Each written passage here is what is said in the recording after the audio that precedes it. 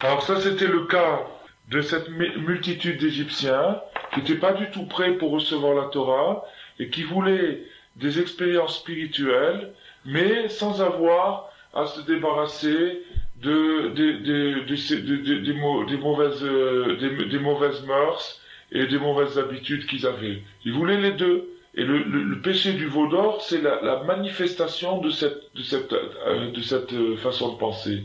C'est la manifestation concrète, publique et catastrophique de cette façon de penser, c'est-à-dire de vouloir de la religion et du paganisme en même temps. Alors ça, c'est un grand danger pour le peuple juif, parce que ça va à l'encontre de sa recherche. La recherche du peuple juif, c'est la douceur et le vrai en même temps, mais la douceur et le vrai du vrai, non pas un ersatz, non pas une comédie, une parodie de cette chose-là. Alors, comme, bien sûr, c'est tentant de dire, voilà, on est arrivé à un stade de kasher, où le plaisir devient permis, et où tout est bien, où c'est en même temps religieux et en même temps agréable, et tout ça c'est très tentant. C'est une formule qui est très tentante, qui est très séduisante. Et ça, c'est un danger pour le peuple juif. C'est un danger parce que c'est ce qui empêche d'arriver à l'arbre de vie. C'est ce qui empêche d'arriver à la vérité. Alors, pour ça, qu'est-ce qu'il faut? Il faut que Moshe Rabbeinu, c'est-à-dire le tzaddik, le responsable de la génération, il arrive à faire en sorte que ceux qui ont l'intention de tricher ne puissent pas venir gêner ceux qui ont l'intention d'être honnêtes. Ça, c'est indispensable. Il faut que ceux qui ont l'intention de tricher, ils ne gênent pas ceux qui ont l'intention d'être honnêtes. Maintenant, il existe entre les deux une autre catégorie, c'est ceux qui n'arrivent pas à être honnêtes, mais qui voudraient bien être honnêtes. Alors ceux-là peuvent être aidés. Mais ceux qui ont l'intention au départ de tricher, c'est-à-dire qui veulent tout de suite la gloire, sans effort, et qui veulent se permettre tout ce qu'ils ont envie de se permettre, toute leur facilité qu'ils ont envie de se permettre, tout en ayant les premiers rangs dans la Torah, dans les honneurs de la Torah, alors ceux-là, c'est le plus grand danger pour le peuple juif. Et il faut que le tzaddik arrive à les dissuader et à les refaire partir à la case départ. Il faut pas en tout cas, surtout pas, qu'ils prennent les premières places. Parce que s'ils prennent les premières places, ils vont devenir les leaders du peuple et ils vont induire tout le peuple en erreur. Ils vont montrer au peuple une Torah facile, une Torah qui permet tout, et où il y a des émotions religieuses et des émotions païennes mélangées. Et ça, c'est mauvais. Ça, il faut que le tzaddik, que le leader, le manig, le leader, le responsable de la génération, il faut qu'il arrive à écarter ces gens-là des premières places en tout cas. C'est marqué dans les Sifrei Kabbalah, dans les ouvrages de Kabbalah, qu'à la fin des temps, le Erev Rav, cette multitude, sera réparée, elle aura son tikkun, elle arrivera à sa réparation aussi, mais après beaucoup de tribulations, et en fait, il est marqué dans les écrits du Harizal, dans la Kabbalah, que tous les malheurs qu'il y a eu dans le peuple juif, depuis le Matan Torah jusqu'à Mashiach, proviennent à cause de ça. À cause du fait que cette multitude, qui représente une multitude finalement brillante, parce que c'était l'élite du peuple égyptien, et qui avait réellement des étincelles de Kedusha en eux, mais dangereuses dans la mesure où elle veut arriver trop rapidement au tikkun. Trop rapidement, elle veut précipiter les choses, avoir les choses maintenant, vouloir que la rédemption se fasse d'une manière trop précipitée. Et ça gêne tout, ça casse tout. Alors, maintenant, en quoi, techniquement, est-ce que Moshe est arrivé à ça? Il est arrivé à ça parce que, en cassant les tables, il a provoqué l'oubli. Il a provoqué l'oubli. Et en provoquant l'oubli, il a provoqué la confusion. Et en provoquant la confusion, il va y avoir la division. Il va y avoir un sage qui pense comme ça, un autre sage qui pense comme ça. Et de cette division, ça va permettre à la lumière, à la vérité, d'être cachée. C'est-à-dire que quelqu'un qui veut un résultat rapide ne supportera pas la division. Et ça, on le voit très très bien quand quelqu'un fait tchouva, quand quelqu'un il commence à ouvrir le Shulchan Aruch, la loi juive, il s'attendrait à voir crac, des choses tranchées et impeccables, et c'est comme ça et c'est pas autrement. Et il voit au contraire que c'est tout en nuance, tout en subtilité. Nuance pourquoi? Subtilité pourquoi? Par exemple, dans les lois du Shabbat, tel penseur pense comme ça, tel décisionnaire décide comme ça, et les deux sont opposés, et les deux sont vrais, et les deux sont incompatibles. On peut pas à la fois manger et ne pas manger une chose. On la mange ou on la mange pas. Alors comment on peut faire? Alors si c'est un cas où c'est un cas de force majeure, alors peut-être qu'on tiendra compte que de celui qui permet. Et si c'est pas un cas de force majeure, il faudra tenir compte des deux opinions. En attendant, on n'aura pas une chose claire et tranchante. Ça permet à celui qui veut des résultats faciles, des résultats rapides, de ne pas s'approcher. Et du fait qu'il va pas s'approcher, il va être lui-même repoussé par ça. Qu'est-ce qui va le repousser par ça? C'est sa propre tendance. De ce fait-là, ça permettra à ceux qui cherchent sincèrement de se rapprocher de la Torah. Ça permettra à ceux-là de se rapprocher de la Torah. Ils ne seront pas gênés par par ceux qui veulent le résultat rapide. Parce que si maintenant il y avait un résultat rapide, c'est-à-dire que avec un petit peu d'étude de la Torah, on connaissait tout de suite les textes, et grâce aux textes, on arriverait à la douceur du Shabbat, à la douceur de la cacheroute, à la douceur du shalom, à la douceur de la prière, à la douceur de l'étude.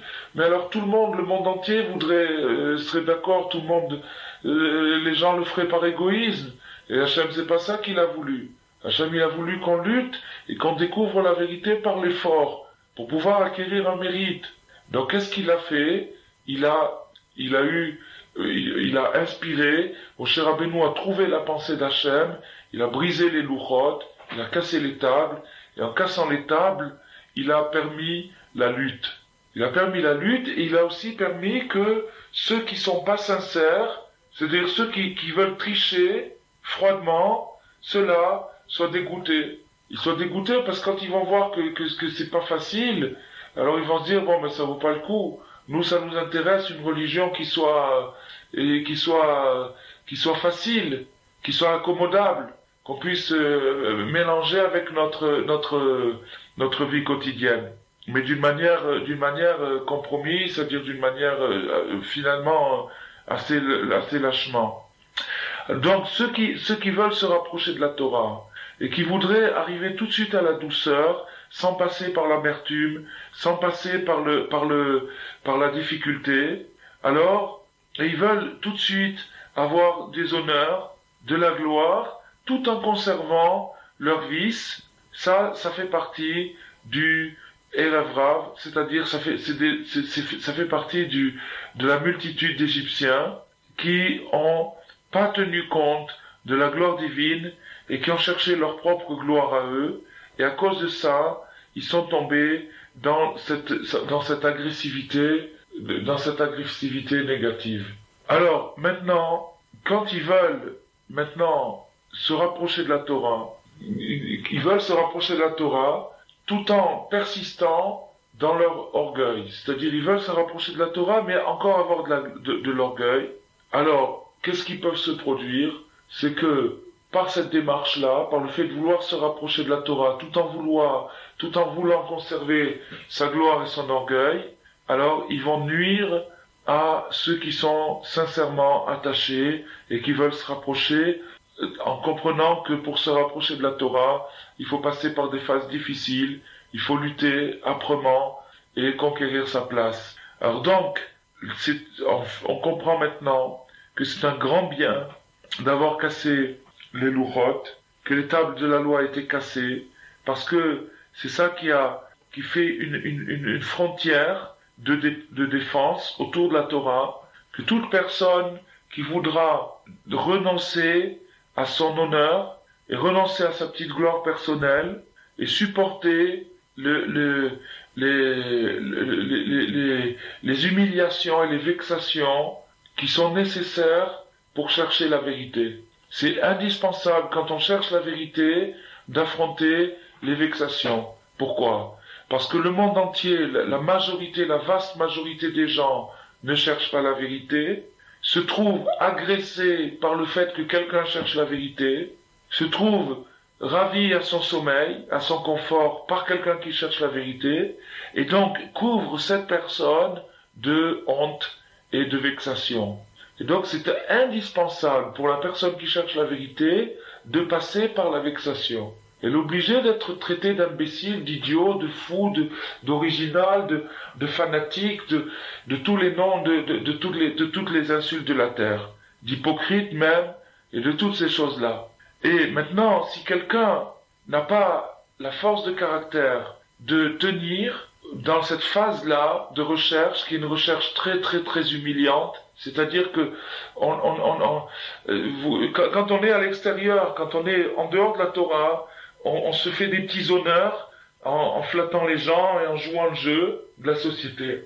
Et puis quand on dit on va faire tchouva, on fait tchouva. On trouve qu'il y a quelque chose de plus beau, de plus noble dans la vie. Alors on veut s'attacher à la Torah. Mais après, alors on voudrait bien aussi transporter ces petits honneurs dans la Torah, c'est-à-dire que l'honneur qu'on avait à l'extérieur, le retrouver à l'intérieur, dans la Torah. Mais c'est pas comme ça que ça se passe. Ça se passe pas comme ça. Parce que du fait que maintenant, on a, finalement, en rentrant dans la Torah, en abandonnant sa mauvaise vie, eh ben, c'est comme si on avait donné une gifle au monde.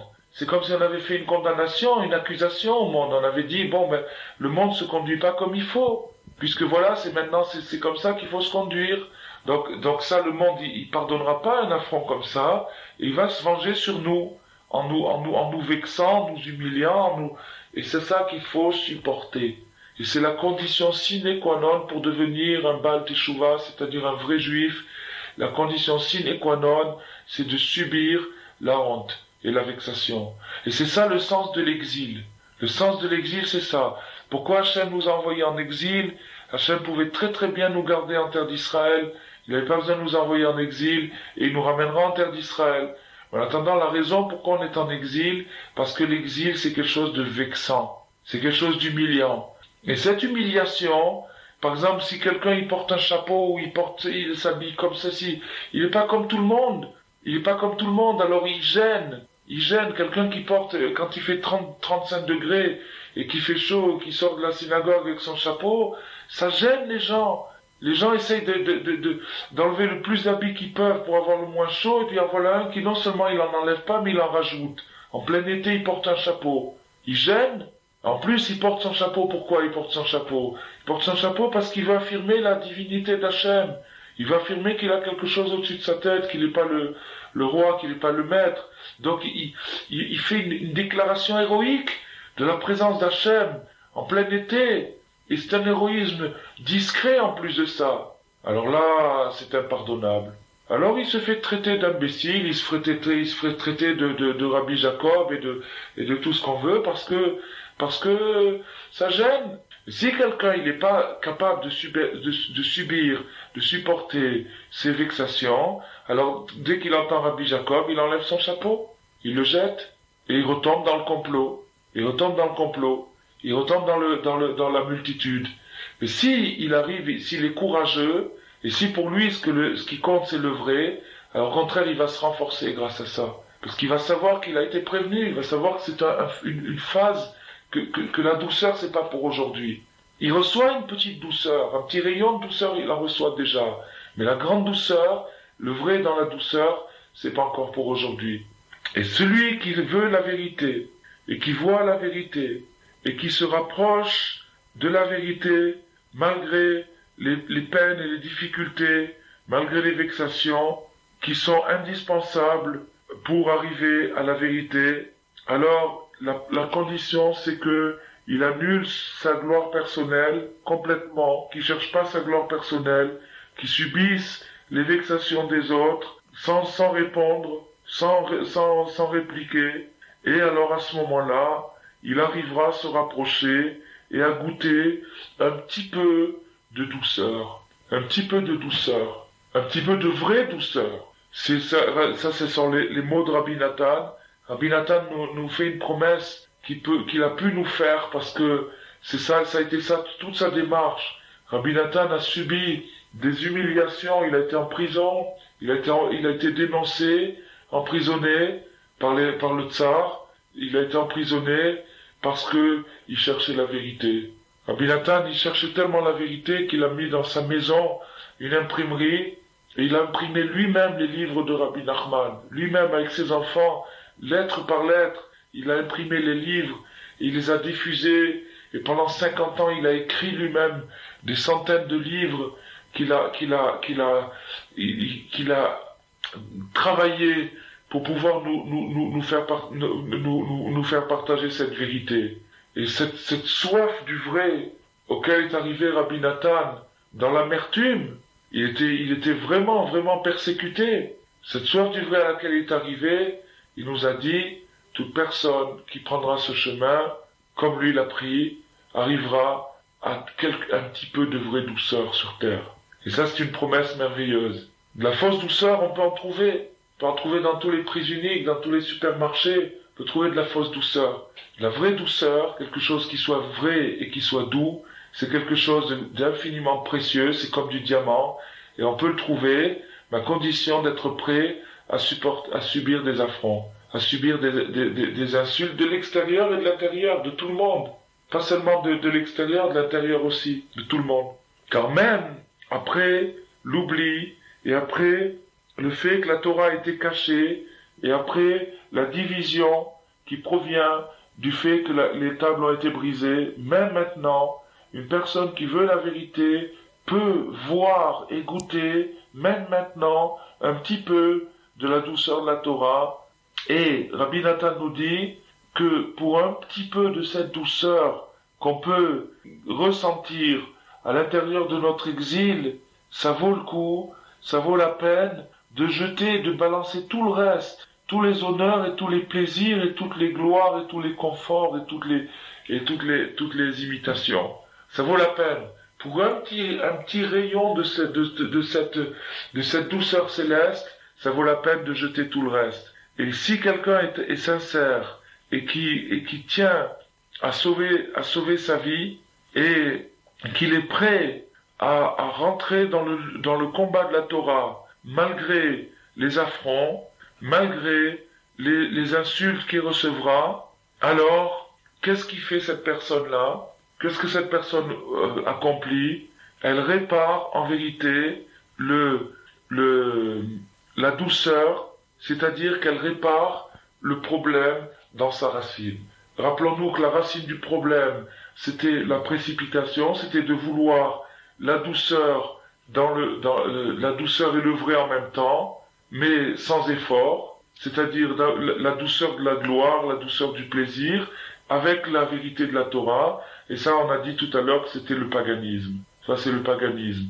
Mais si quelqu'un maintenant prend le chemin opposé, c'est-à-dire que pour le vrai, il est prêt à affronter l'amertume, alors lui, il casse le problème dans sa racine et il déclenche effectivement la vraie douceur. Et de cette façon, il répare la gloire d'Hachem, puisqu'il démontre lui-même qu'il veut pas de gloire personnelle. Tout ce qu'il fait, c'est pour la gloire d'Hachem, puisqu'il est prêt à passer pour un idiot pour la gloire d'Hachem. Il est prêt à passer pour un idiot pour la gloire d'Hachem. Dans tout ce qu'il fait, sa religion, elle n'est pas faite pour la gloire, elle n'est pas faite pour le plaisir, elle est faite pour la gloire d'Hachem. Et si elle est faite pour la gloire d'Hachem, il a réparé tout. Alors donc maintenant, on a bien expliqué que grâce au fait que Moshe ait brisé les louchot, et qu'il a provoqué cette shikra, cet oubli, qui fait que la Torah ne soit plus évidente, et qui fait que la Torah soit cachée, la vérité soit cachée, et que maintenant, il y a des tzadikim qui sont cachés, et que pour se rapprocher de ces tzadikim, il faut subir des insultes, il faut se faire traiter d'idiot, il faut se faire traiter d'original ou de marginal ou de bizarre. Ça, c'est pour permettre à ceux qui sont vraiment sincères et qui tiennent pas compte des insultes et qui tiennent compte que de la gloire d'Hachem, d'arriver au vrai tzaddik, c'est-à-dire à la vraie douceur. Et c'est de cette façon que tout s'arrange et que le tri se fait entre les bons éléments et les mauvais éléments. Alors maintenant, on va expliquer, parce qu'on n'a toujours pas, on a expliqué pourquoi Moshe a brisé les tables, mais on n'a toujours pas expliqué pourquoi Moshe les a brisées aux yeux de tout Israël. Si Moshe Rabbeinu a décidé, a compris qu'il était profitable et préférable pour tout le monde que les tables soient brisées parce qu'il fallait qu'il y ait l'oubli et qu'il fallait qu'il y ait la division parce que ça permettrait de faire une épreuve de sincérité, mais d'accord, mais pourquoi alors l'avoir fait aux yeux de tout Israël? Il pouvait très bien, Moshe Rabbeinu a su ce qui se passait en bas avec le veau d'or, il pouvait très bien le faire dans la montagne et revenir les mains vides. Pourquoi est-ce qu'il a fait aux yeux de tout Israël ce qui est les derniers mots de la Torah?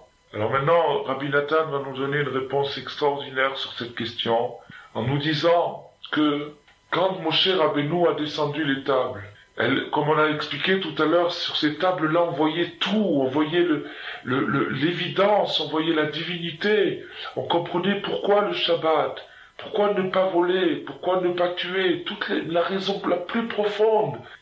On le comprenait, ça rendait tout évident. Et ça, cette chose-là, qui brillait dans les premières tables, qui est l'âme de la Torah, l'intériorité de la Torah, cette chose-là, c'est ça la douceur suprême. C'est ça le Noam.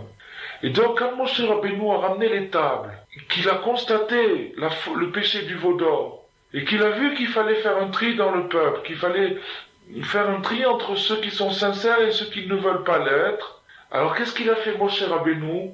Il a dit, voilà, je vais prendre les tables et je vais leur faire voir. Et puis je vais les casser tout de suite.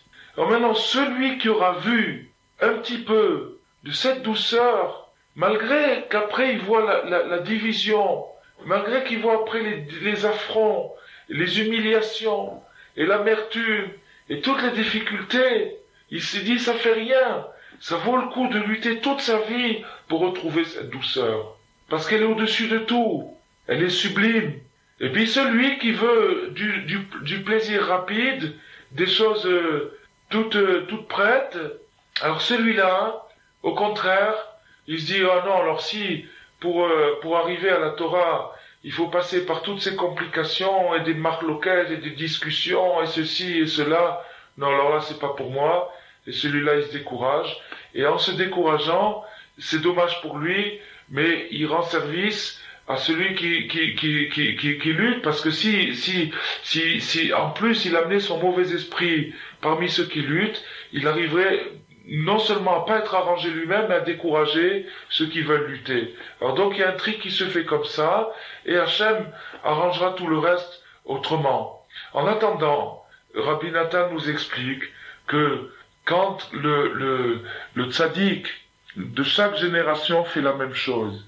Cette chose-là, cette séquence, cet épisode des Louchot se produit dans chaque génération. C'est-à-dire que le tzaddik de chaque génération a le pouvoir d'amener une évidence à la loi. Il a le pouvoir de faire passer la transcendance dans la matière, c'est-à-dire dans le corps de la loi, dans le corps de la Torah, de faire passer un rayon d'infini, quelque chose qui nous convainc parfaitement, qui nous fait voir que c'est ça, c'est pas autre chose, c'est bien ça, que c'est ça. Bon, une fois qu'on a vu ça, hop, il nous l'enlève, il casse les tables. Il casse les tables, il casse parce que il faut qu'on y arrive par l'amertume. Alors maintenant, celui qui a un bon cœur, qu'est-ce qu'il se dit? Il se dit, ah, j'ai vu que ça existait et je l'oublierai jamais. Je sais que ça existe, je l'oublierai jamais. Et maintenant, tout le reste de sa vie, il va lutter pour retrouver cette douceur et il va la retrouver. Ça va pas durer longtemps tant qu'il retrouve un petit rayon au moins déjà, et puis après encore un petit rayon, et puis après encore un petit rayon, jusqu'à ce qu'éventuellement il peut arriver à la retrouver totalement. Ce qui est le cas des grands tzadikim justement. Les grands tzadikim, ce sont ceux qui sont arrivés à retrouver la douceur dans la vérité.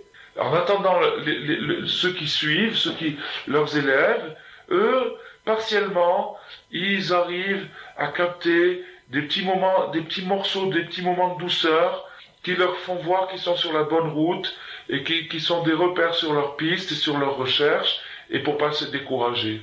Et tandis que les autres, ils se découragent parce qu'ils voient qu'ils n'ont pas tout de suite la gloire à domicile. Donc, en résumé, donc il était indispensable.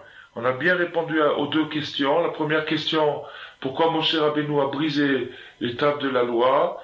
Et la deuxième question, pourquoi est-ce qu'il l'a fait aux yeux de tout Israël, alors que finalement, il pouvait le faire en cachette dans un autre endroit. Il a fait aux yeux de tout Israël. C'était pour inviter ceux qui voulaient à le suivre, tout simplement. Leur faire voir que ça existait, leur faire voir qu'il y avait une douceur sur terre, qu'il y avait une vérité, qu'il y avait quelque chose de merveilleux. Seulement, pour arriver à ce merveilleux, il faut lutter. Et c'est là où le tri va se faire. Alors, cette leçon, elle est valable dans toutes les générations. Et d'ailleurs, au moment où on fait Simchat Torah, on fait la fête de Simchat Torah, c'est un petit peu comme ça qu'on vit cette fête, parce que on goûte dans cette fête qui est une fête de grande joie, on se réjouit dans la Torah, on danse avec le Sefer Torah, on chante, on exprime notre joie de ce qui est finalement la douceur. Le jour de Simchat Torah, on fait pas de discussion ni d'arguments, enfin on danse et on chante, mais le Sefer Torah il est fermé, c'est-à-dire que on danse avec un Sefer Torah fermé et avec son manteau pour exprimer que il y a cette douceur mais elle est cachée. Il y a cette douceur mais elle est cachée. Et c'est donc le jour où on lit ce morceau-là aux yeux de tout Israël et par lequel on termine la Torah. Et finalement, qui est la meilleure conclusion qu'on pouvait imaginer pour la Torah, c'est-à-dire voilà, maintenant, on t'a dit tout, on t'a fait voir la lumière, et maintenant il y a une extinction, et maintenant on cherche. Pour terminer, on va voir encore une petite explication de Rabbi Nathan sur Simchat Torah, sur la fête de Simchat Torah, et qui a aussi un rapport avec ce qu'on a étudié tout à l'heure. Alors, cette explication, c'est que il y a le roi David, dont chaque jour de Sukkot correspond à un des 7 bergers, et le 7e jour, qui est Hoshana Rabbah, correspond au roi David. Il y a une coutume le 7e jour, à la fin, c'est-à-dire la nuit du 7e jour, la nuit qui précède le 7e jour, qui appartient donc au 7e jour, de rester réveillé toute la nuit et de lire Teilim, de lire le Sefer de Teilim. La raison pour laquelle on fait ça, c'est pour accrocher à notre cœur le flash de lumière qu'on a capté pendant la fête et qu'il faut ne pas oublier. Alors, Rabbi Nathan explique ça et il nous dit donc qu'on a l'habitude de rester réveillé toute la nuit d'Hoshana Rabbah afin d'attirer la lumière de ce flash, de ce qu'il en reste, de ce qu'on a vu de la douceur de la Torah, et ça c'est par le fait de se réveiller du sommeil, c'est-à-dire de ne pas dormir. Et puis après, une fois qu'on a réussi à capter cette lumière-là, comme il faut, ça déclenche dans la personne qui arrive à ça une simcha, une profonde satisfaction, comme on a expliqué tout à l'heure que celui qui a vu une fois que ça existait, ça suffit pour le soutenir toute sa vie et qu'il ait le courage de briser toutes les barrières. Alors ça c'est la simcha, c'est la vraie joie. Cette joie elle vient du fait qu'on sait qu'on lutte pour quelque chose, on a vu quelque chose, on lutte pas pour rien, c'est pas quelque chose d'aveugle. Et cette simcha là, c'est ça justement le récipient dans lequel par la suite on recevra la Torah.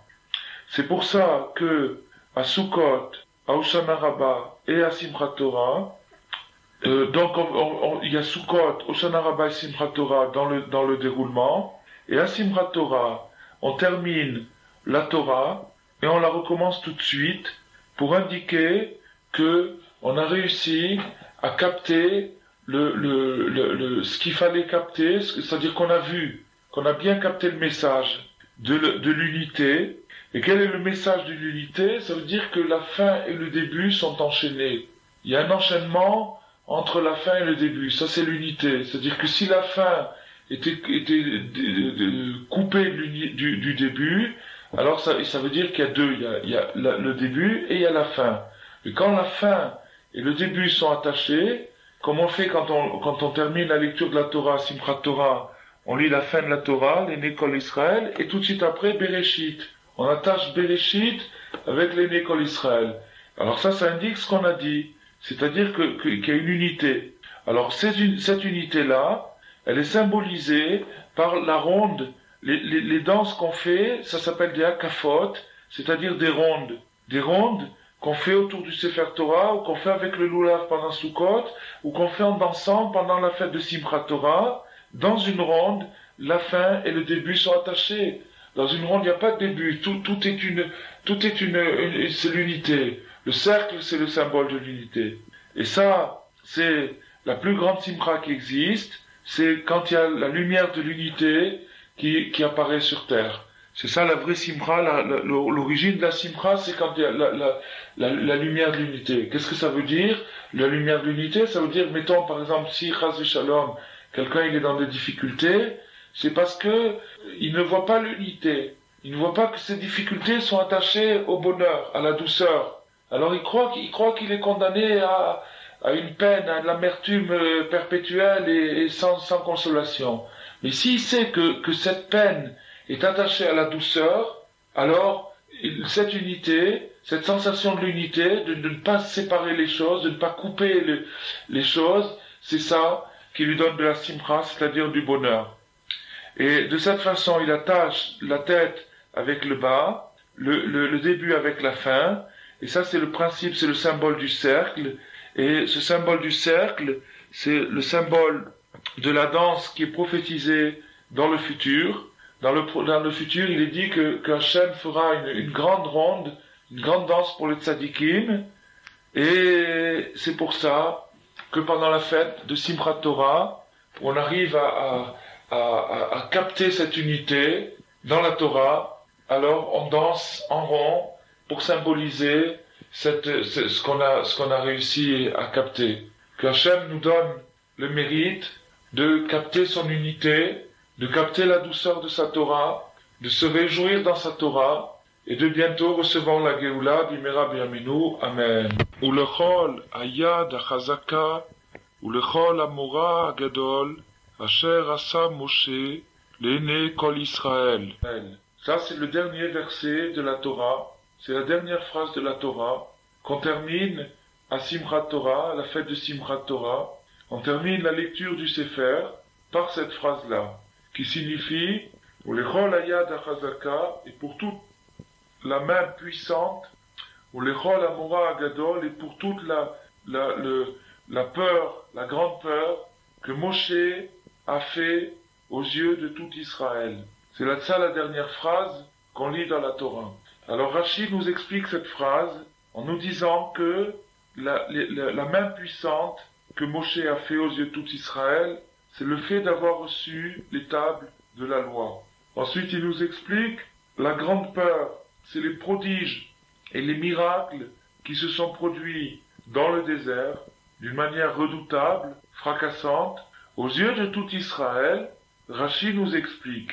Qu'est-ce que ça veut dire aux yeux de tout Israël? Pourquoi la Torah dit aux yeux de tout Israël? Rashi nous dit ce que cette phrase nous indique. Chez Nassa Olibo, Lishbor Alurot, l'Enehem.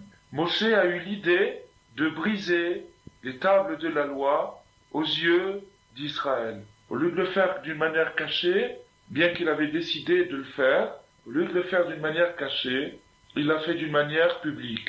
Devant tout le monde, il a brisé les premières tables de la loi. Comme il est dit, Ve'esh berem le'enechem, je vais les briser à vos yeux. Il a brisé les tables devant les yeux de tout Israël. Ve'iskima da'at HaKadosh Baruch Hu, et l'opinion divine s'est ajustée, était d'accord à approuver l'action de Moshe, chez Nehemar, comme il est dit, Asher Shibarta, que tu as brisé. Dans la manière dont la Torah s'est exprimée en nous disant Asher Shibarta, que tu as brisé, il y a un sous-entendu. La Torah a voulu sous-entendre, dans la manière dont elle s'est exprimée, un sous-entendu que les sages ont relevé et qui est le suivant, Yashar Kochacha chez Shibarta. Asher Yashar Kochacha chez Shibarta. Bravo d'avoir cassé. Bravo d'avoir brisé les tables. Et voilà, C'est comme ça que se termine la Torah. Alors bien sûr, pour nous, une grande question, comment peut-on dire une chose pareille? Comment peut-on dire, bon, Moshe Rabbeinu a brisé les tables? Bon, quelqu'un qui connaît pas, qui n'a pas approché les textes, peut s'imaginer que il a agi par colère, ou par dépit, ou par chagrin. Mais ça, c'est vraiment mal connaître la dimension de Moshe Rabbeinu, qui était le plus grand des prophètes, et qui n'a jamais agi que par pure raison, par recherche du vrai. Donc il faut exclure ces thèses-là. Et il faut se demander pour quelle raison Moshe a brisé les tables. Mais on reste avec cette question. Supposons, et on est certain que la raison est valable. Mais comment, en quoi est-ce que cette raison, en quoi est-ce que le fait d'avoir brisé les tables peut représenter quelque chose qui mérite des louanges, un exploit? Comment on peut dire que c'est un exploit d'avoir cassé des tables, et surtout quand on se rappelle que ces tables-là, c'était pas n'importe quelle table. Ces tables-là, elles représentaient la dimension parfaite de la Torah. C'est-à-dire que la Torah, telle qu'on la possède aujourd'hui, elle est révélée superficiellement, surface. C'est-à-dire que ce que nous avons de la Torah, c'est le corps de la Torah. Mais l'âme de la Torah, la plimiout, l'intérieur, l'âme de la Torah, ça nous est caché. Et bien sûr, les grands tzadikim, ils ont accès à l'âme de la Torah. Mais la majorité des gens n'ont pas accès à l'âme de la Torah. La majorité des gens ont accès au corps de la Torah. Par exemple, dans les louchot, dans les tables, il est dit qu'il ne faut pas voler, qu'il ne faut pas tuer, qu'il ne faut pas commettre d'adultère, qu'il faut respecter ses parents, etc. C'est des choses qui sont le corps de la Torah. C'est-à-dire que c'est le corps, c'est ce qui contient l'esprit de la Torah. Et bien sûr, sans ce corps, pas d'esprit. Sans ce corps, pas d'esprit. Alors, maintenant, ce qui contient le corps de la Torah, ce qui contient l'âme de la Torah, c'est le corps de la Torah, c'est-à-dire les commandements. Mais maintenant, dans les premières tables, l'âme était apparente dans le corps, c'est-à-dire qu'on pouvait capter, on pouvait comprendre le sens ultime des commandements. On pouvait comprendre ça. C'était évident pour tout le monde. Ça brillait, c'était évident pour tout le monde. Et Moshe Rabbeinu a décidé de supprimer ça en brisant les tables. En brisant les tables, Moshe Rabbeinu savait très très bien ce que ça signifiait briser ces tables, c'est-à-dire enlever cette lumière du monde, éventuellement recevoir des nouvelles tables, mais des nouvelles tables dans lesquelles il n'y aurait plus la même évidence, il n'y aurait plus la même lumière. Et Moshe Rabbeinu a pris cette décision, il a brisé les tables, la lumière est partie, puis il est remonté au mont Sinaï, et il y est resté encore 40 jours, et enfin, à Yom Kippour, il a reçu les deuxièmes tables. Mais les deuxièmes tables étaient de loin inférieures aux premières, et pourtant Moshe Rabbeinu a trouvé que c'était ça qu'il fallait faire, et il a été félicité par Hachem lui-même. Alors il va falloir qu'on comprenne, qu'on réfléchisse là-dessus, quel est l'exploit de Moshe Rabbeinu pour que Dieu l'ait félicité, et pour dire qu'il a fait l'action qu'il fallait faire, l'action idéale. Alors pour comprendre ça, là ce qu'on est en train d'étudier, on va l'étudier d'après une explication de Rabbi Nathan, qui, comme d'habitude, se base sur le Likutei Moharan, l'enseignement de Rabbi Nachman, dans le deuxième volume, chapitre 71, où il est dit là-bas que tout a été créé pour la gloire divine. Tout a été créé, tout le monde entier a été créé pour la gloire divine. C'est-à-dire que chaque partie du monde, chaque détail dans la création est un véhicule pour la gloire divine. Maintenant, il existe un esprit, une mentalité d'Eretz Israël, de la terre d'Israël, et il existe une mentalité de l'extérieur de la terre d'Eretz Israël. La mentalité d'Eretz Israël, ça s'appelle Noam. Noam, ça veut dire la douceur. Et la mentalité à l'extérieur de la terre d'Israël, ça s'appelle Chovlim. Chovlim, ça veut dire l'agressivité, l'esprit de destruction. Ça signifie que la terre d'Israël, c'est le centre du monde, est le point géographique où la gloire divine est appelée à se révéler de manière flagrante. Tandis que le reste du monde, c'est des endroits où la gloire divine est beaucoup plus cachée. Ça se traduit comment? Ça se traduit de la manière suivante. Il y a maintenant il y a 3 étapes.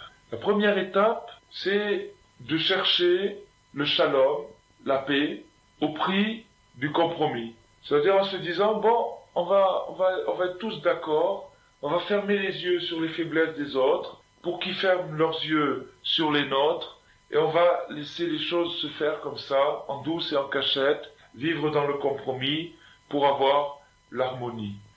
Puis ensuite, il y a un autre degré, c'est de dénoncer ce complot, de dénoncer l'hypocrisie, et de dire non, il faut chercher le vrai. Mais le problème, c'est que quand on se met à la recherche du vrai, c'est-à-dire quand on veut sortir de l'hypocrisie, on veut sortir du complot, du silence, de laisser les choses se faire, alors, qu'est-ce qui se passe? On rentre dans le conflit. On rentre dans le conflit. On commence à affronter des forces opposées. Ou bien que soi-même on devient une force opposée aux autres, ou bien que les autres deviennent une force opposée à nous, mais de toute façon, il y a friction et il y a conflit. Et ça, c'est inévitable. C'est dans la Teshuvah quelque chose qui est inévitable pour chacun et pour tout le monde. Pour chacun au niveau individuel, pour tout le monde, pour tout le peuple juif dans son chemin, dans son histoire. Ça veut dire la chose suivante. Tant que quelqu'un se laisse aller sans réaction, il peut prétendre à un certain équilibre, une certaine harmonie, une tranquillité, un confort. Mais dès qu'il se met à réagir et à chercher le vrai, immédiatement il compromet son équilibre, il dérange son confort et il affronte l'agressivité des autres qu'il dérange, des gens qu'il dérange et des éléments en lui-même qui dérangent. Il y a des éléments en lui-même qui sont dérangés par cette recherche, par cet éveil-là. Alors ça devient la recherche du vrai dans l'amertume. Et puis, il existe un 3e degré qui est la recherche du vrai dans la douceur. La recherche du vrai dans la douceur. Et ça, c'est la Torah d'Eretz Israël. La Torah idéale. La Torah idéale, c'est la recherche du vrai dans la douceur. Le vrai et la douceur ne sont pas, comme on peut l'imaginer, incompatibles. Au contraire, ils sont un. Seulement, c'est à un très haut degré. Et c'est ça qu'il faut viser. Et pour comprendre un peu ce principe-là, il y a une anecdote. Il y avait une fois un jeune couple qui venait de se marier. Et bon, la jeune femme, dans sa cuisine, elle a eu un petit problème. Il y a des casseroles de lait et des casseroles de viande qui se sont mélangées. Alors elle a dit à son mari d'aller poser la question au rabbin. Qu'est-ce qu'il fallait faire? Le rabbin a dit, c'est taref, il faut cachériser les ustensiles, c'est pas cachère. Il y a eu un mélange, c'est pas cachère, maintenant il faut cachériser les ustensiles, les casseroles, etc. Bon, plusieurs années après, le même couple, qui était déjà plus tellement jeune, ils ont eu le même problème. Alors ils sont retournés chez le rabbin, parce qu'ils avaient oublié la réponse de la première fois. Ils ont posé la question au rabbin, et cette fois-ci, le rabbin, il a dit, c'est permis, il suffit de rincer les casseroles, c'est pas la peine de les cachériser à l'eau bouillante, ça suffit de les rincer. Alors le monsieur, il a plus rien compris, il a dit, mais monsieur le rabbin, ça fait quelques années, vous avez interdit, maintenant vous permettez, qu'est-ce qui s'est passé entre-temps? Le rabbin, il a dit, qu'est-ce qui s'est passé entre-temps? Entre-temps, tu es devenu pauvre. Au début de ton mariage, tu avais un petit peu d'argent, alors tu avais du vrai lait et de la vraie viande, des deux côtés, c'était du vrai. Or, comme c'était du vrai des deux côtés, le mélange était explosif. Maintenant que tu es devenu pauvre, il n'y a plus de lait du côté du lait, il n'y a plus de viande du côté du viande, vous mangez des pommes de terre et du pain, donc il n'y a pas de mélange explosif, il suffit juste de rincer la casserole. Alors cette anecdote, elle sert bien à comprendre que parfois, quand il y a une espèce de paix, une espèce de tranquillité, de démocratie entre les gens, c'est parce que il y a un maintien un statu quo, un maintien des choses telles qu'elles sont, dans le laxisme et la tolérance. C'est-à-dire qu'on permet à chacun de faire ce qu'il a envie pour que chacun puisse faire ce qu'il a envie. Mais il n'y a pas du tout là-dedans, dans ce shalom, la recherche du vrai. Et dès qu'il y a recherche du vrai, ça veut dire qu'il y a un engagement de part et d'autre, c'est-à-dire dans les tendances majeures de la société. Alors à ce moment-là, il y a inévitablement conflit. Et ça, on le voit dans chaque synagogue. Quand une synagogue est vraiment paisible, c'est très mauvais signe. Ça veut dire que tout le monde dort. Au contraire, quand il y a des remous, et même des conflits et des frictions, ça veut dire que tout le monde vit. Ça veut dire que les gens sont concernés et qui sont gênés par une opinion opposée. Mais c'est pas encore le but, c'est pas ça l'idéal. L'idéal, c'est d'arriver à la recherche du vrai dans la douceur, à la recherche de la Torah dans la douceur. Le Noam Elyon, la douceur céleste. Et ça, c'est un degré très élevé. Et une illustration de ça, c'est un grand tzaddik qui avait étudié la Torah en terre de Babylonie. Et quand il a immigré, quand il est monté en terre d'Israël, il a fait 40 jours de jeûne pour oublier la Torah de Babylonie. Pourtant, c'était de la Torah, c'était pas des mauvais souvenirs à oublier, c'était de la Torah d'Hachem. La Torah de Babylonie, c'est le Talmud Bavli, c'est la base du peuple juif. Comment on peut... Pourtant, c'est comme ça. La recherche du vrai dans la douceur, qui est la recherche d'Eretz Israël, la recherche idéale, cette recherche-là, elle est au-dessus de tout.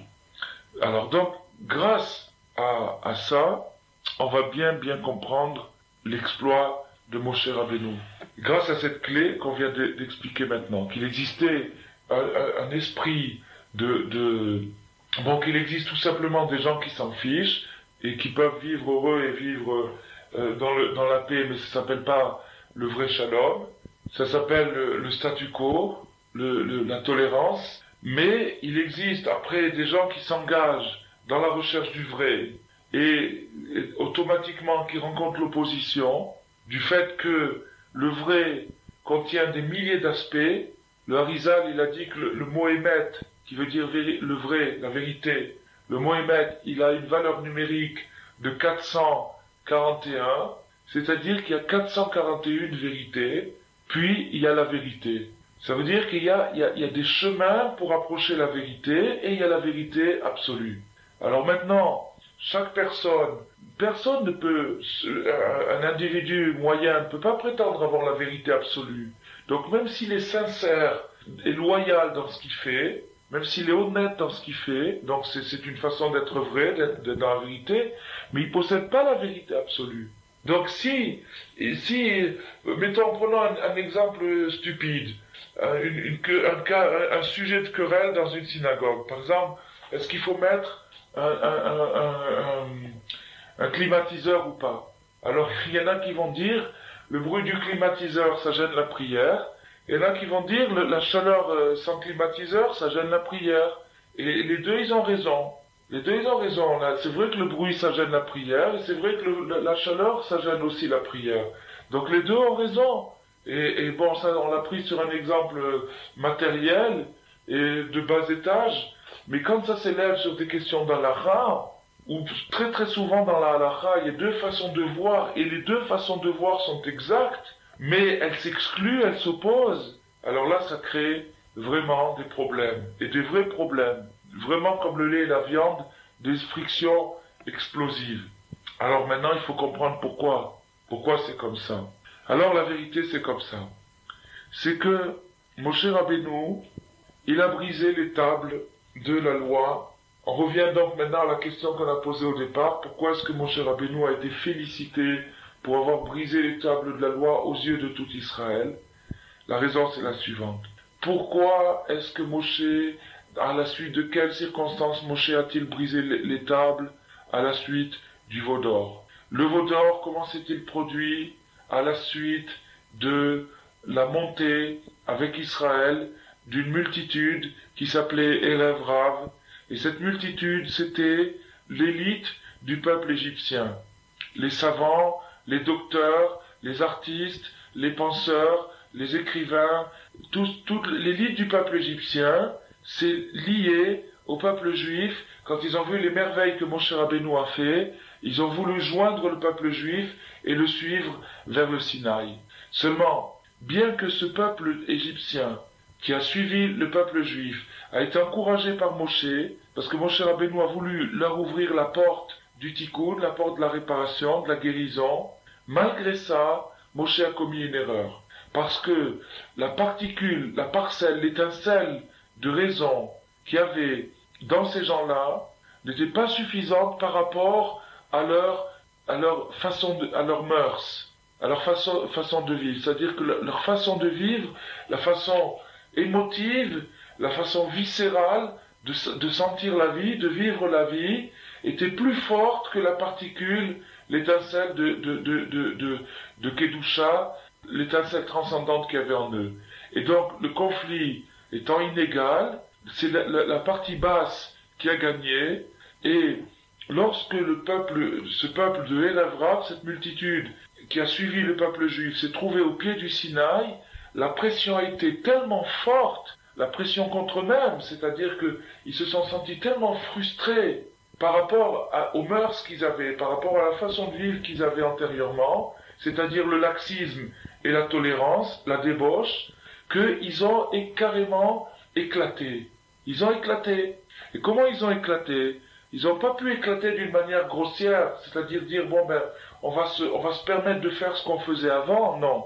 Il a fallu qu'ils inventent un gag, il a fallu qu'ils inventent un scénario où ils puissent se permettre la débauche à laquelle ils étaient accoutumés, mais avec une couverture mystique. Et ça, c'est le veau d'or. Et ça, c'est le paganisme. C'est ça le paganisme du veau d'or. Le paganisme du veau d'or, c'est la licence, l'autorisation, la tolérance sur la débauche, avec une couverture religieuse. Le veau d'or, c'était un espèce de médium, c'était un médium mystique qui était taillé dans des racines spirituelles très très poussées.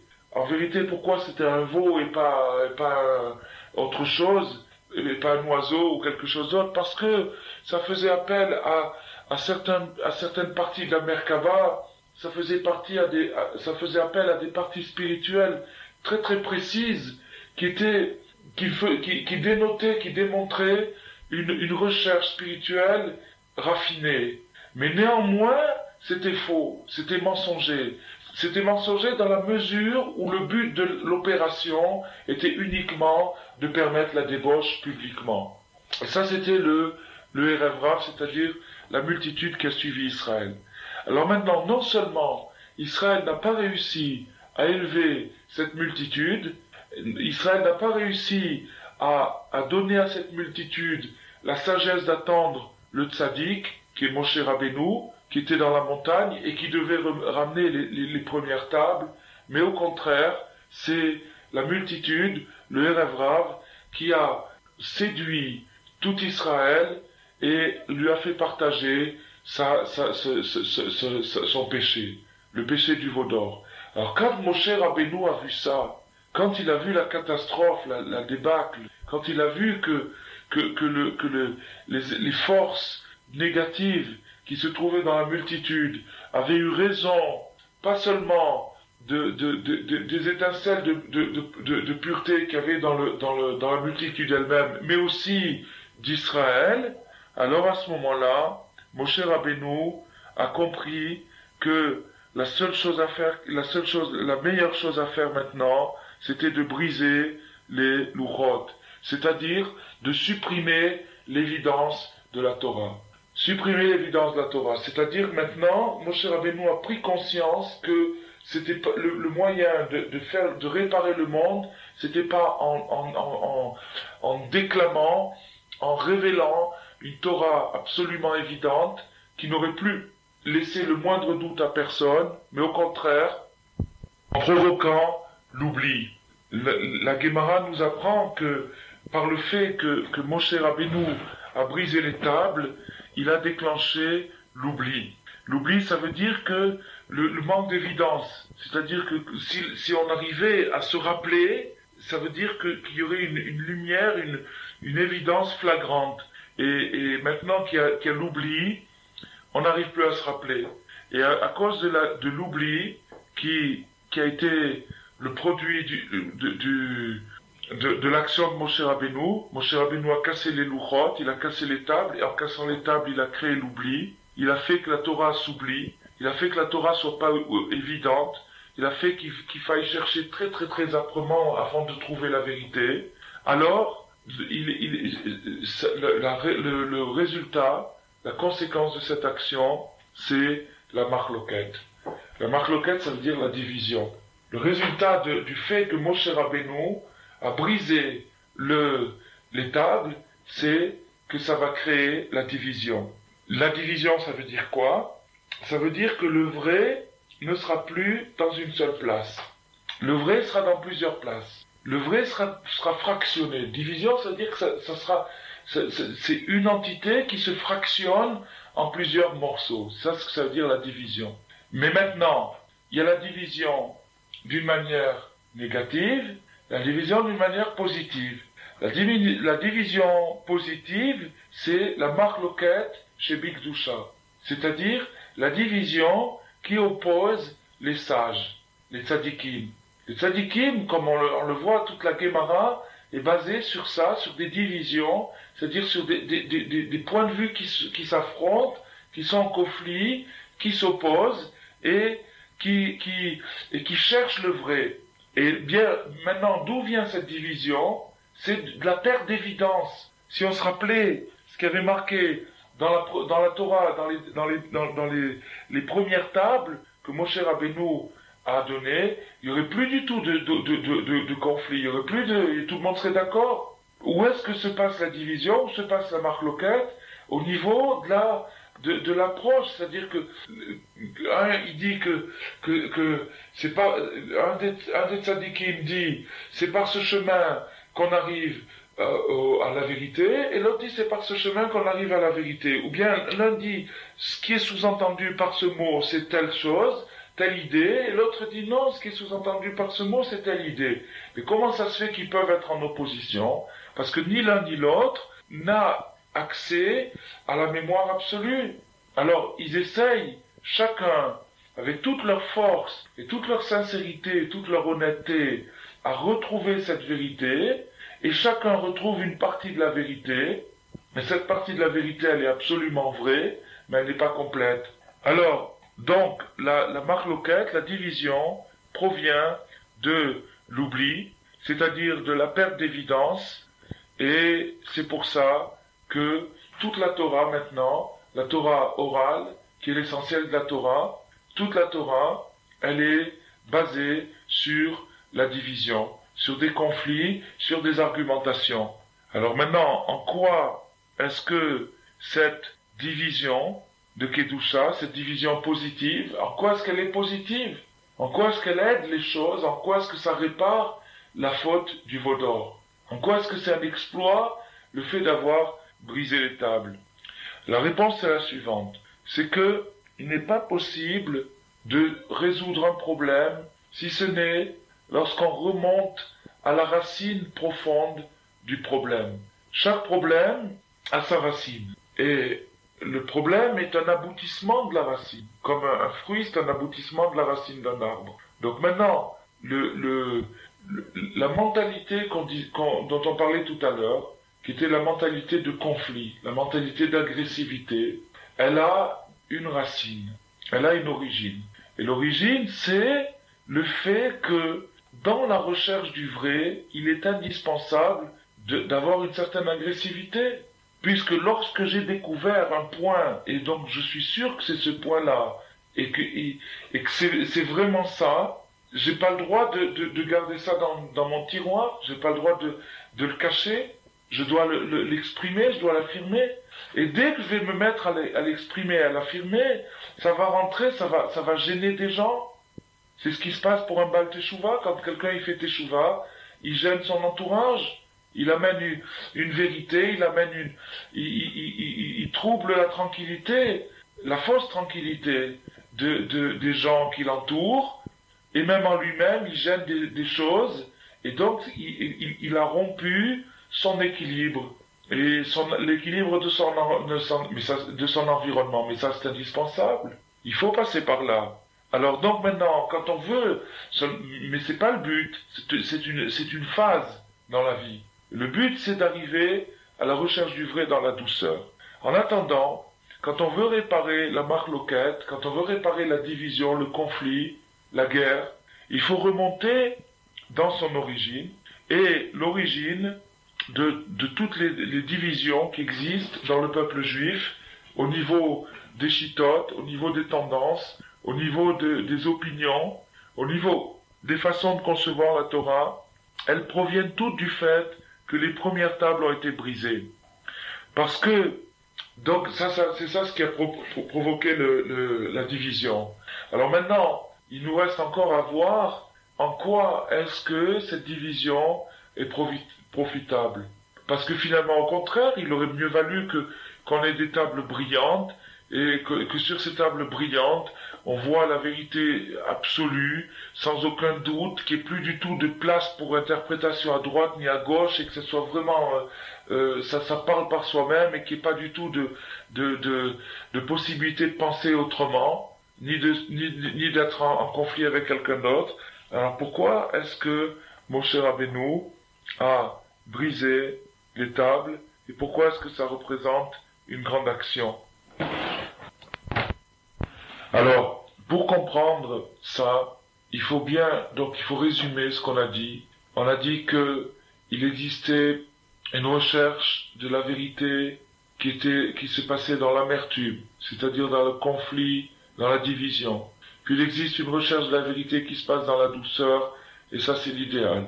Maintenant, il existe, tout le monde aspire à cet idéal, tout le monde voudrait arriver à la recherche du vrai dans la douceur, avoir les deux, avoir le vrai et la douceur. Mais malheureusement, on se rend compte que dans la vie, on a ou le vrai ou la douceur. C'est-à-dire que quand on veut la douceur de vivre, c'est au prix du mensonge, au prix du compromis, au prix de l'hypocrisie. Et quand on se met à chercher le vrai, c'est au prix de l'amertume. Et puis, quand on pousse les choses encore plus loin, on peut arriver à la douceur et au vrai, à la réunion entre la douceur et le vrai. Mais maintenant, il existe des gens, par exemple, comme cette multitude, qui veulent les deux tout de suite. Ils veulent les deux tout de suite. Ils veulent la douceur et le vrai.